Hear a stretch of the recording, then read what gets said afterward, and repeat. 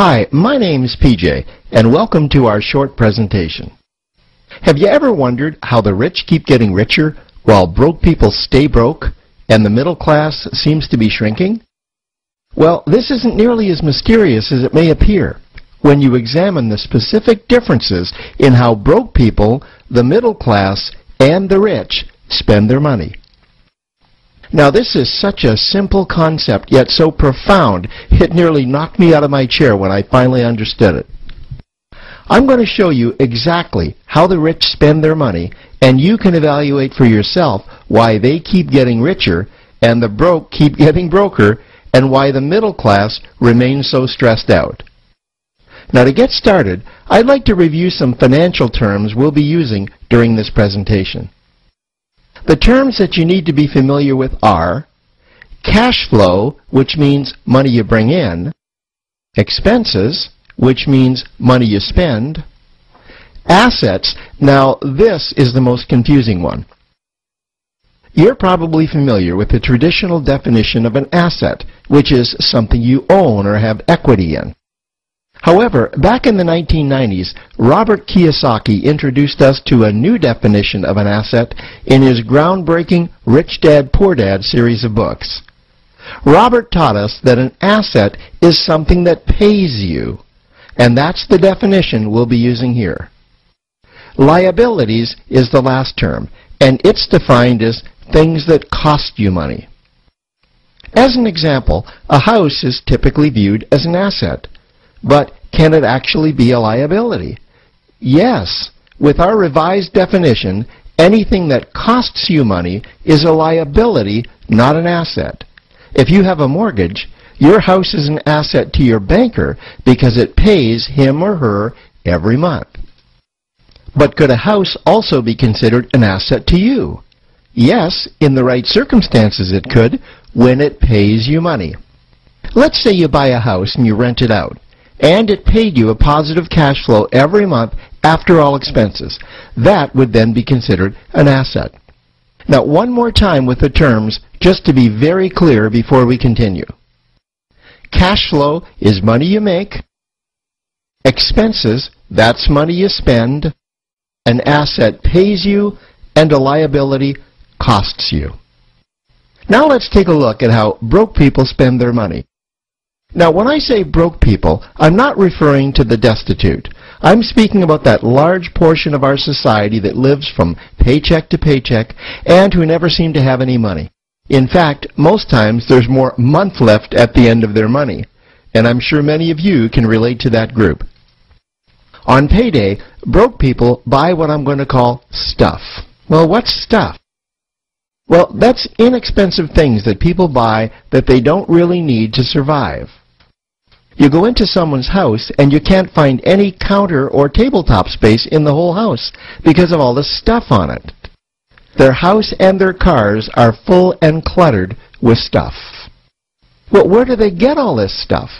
They buy it at the flea market, at the garage sale, at the dollar store, at the craft show. So cash flow comes in, and then it goes straight out the expense column to buy stuff. You see, broke people never really educate themselves on assets and liabilities.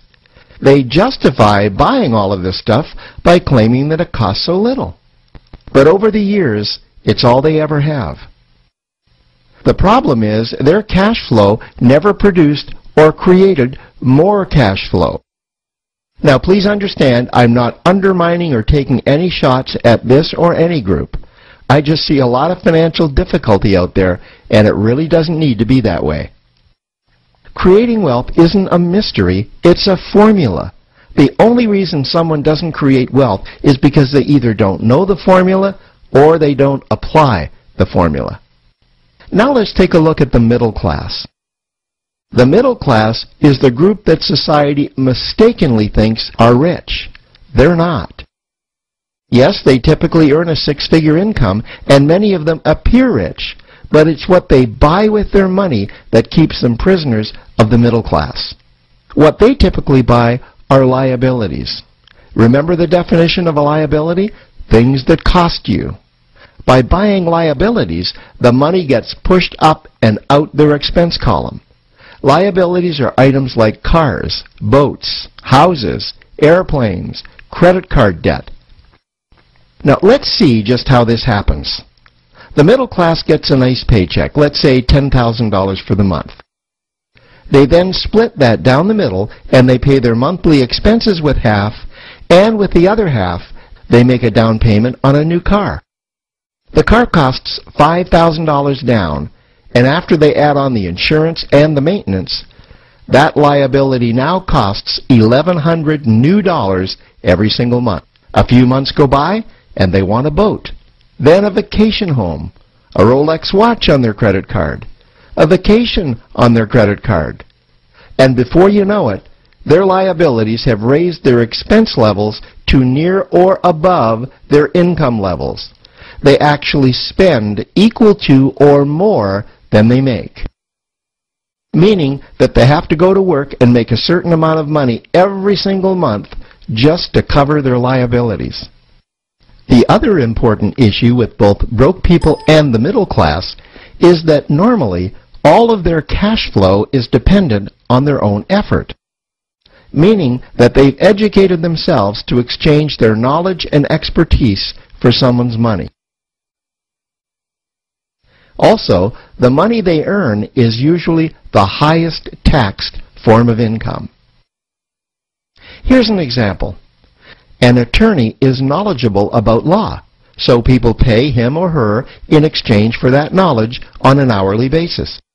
The problem here is that if the attorney isn't sharing that knowledge with a client, then the attorney isn't making any money.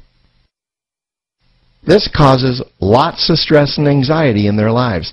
And if you ever ask them to take an afternoon off to play golf with you, well, they very rarely can because of how much money it'll cost them to take that time off. On the surface, life's pretty good. The reality is that it's a roller coaster ride. That's the middle class. Now, I know this group very well because for a great deal of my adult life, that was me. Now let's take a look at how the rich people spend their money. Rich people acquire assets. Again, an asset is something that pays you. If you want to become rich, buy assets that earn you more money. The money cycle looks like this. Acquire assets that produce cash flow, invest the profits to acquire more assets that produce more cash flow, invest those profits to acquire more assets that produce more cash flow. The rich spend their money and acquire things that produce more money. Here are a few examples of assets that produce more money.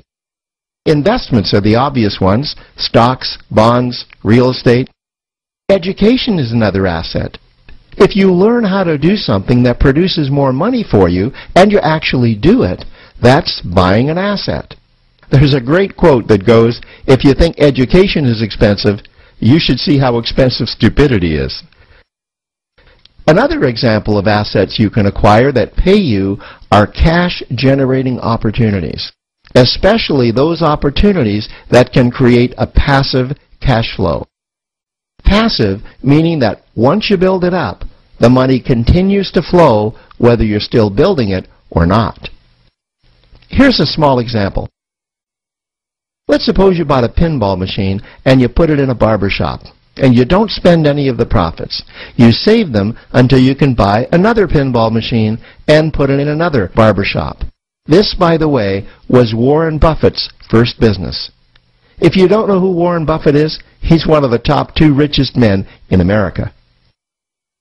The rich are extremely eager to find those passive cash-generating opportunities because those opportunities continue to pay them month after month, year after year, long after they've stopped working the opportunity. You know, I see this happen again and again with successful entrepreneurs. They find a passive cash flow stream that they build up, and it continues to pay them month after month, year after year. They then take those profits and multiply them in another passive cash-generating opportunity, and then again in another. In conclusion, here's what I've learned over the years. You can't find these passive cash-generating opportunities unless you're open to hearing about them. Then, once you find them, you must be willing to see what fits you and then act.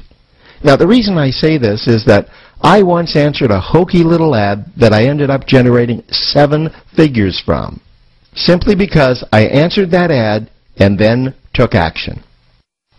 These opportunities are out there. You just need to find them. You also must be opportunistic enough that when the right situation does present itself, you don't miss it. So remember, broke people buy stuff, the middle class buy liabilities, and the rich acquire assets, preferably cash-generating opportunities that can create passive cash flow. They then take that cash flow and invest it in another asset that produces more cash flow. That's the wealth creation formula. Now, I trust you found this introductory information helpful. Now, to learn about one of the greatest cash-generating machines on the planet, click on the link below to proceed to step 2.